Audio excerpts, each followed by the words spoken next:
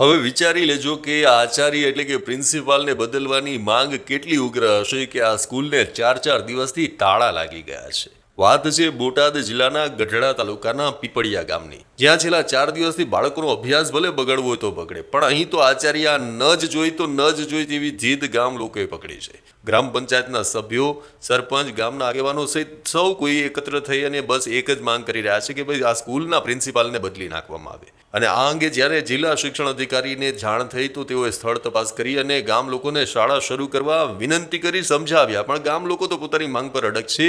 ત્યારે હવે સંભાવના એવી છે કે જિલ્લા શિક્ષણ અધિકારી દ્વારા ટેલિફોનિક રીતે એવી વાત કરવામાં આવી રહી છે કે કદાચ આ શાળાના આચાર્યની બદલી કરી નાખવામાં આવશે। હવે અહીં સવાલ છે કે આચાર્યને શા માટે બદલવાની માંગ થઈ રહી છે, તો તેનું ચોક્કસ કારણ તો જાણી શકાયું નથી, પણ હા, આચાર્યને બદલવા માટે આ ગામના લોકો અડગ બની ગયા છે।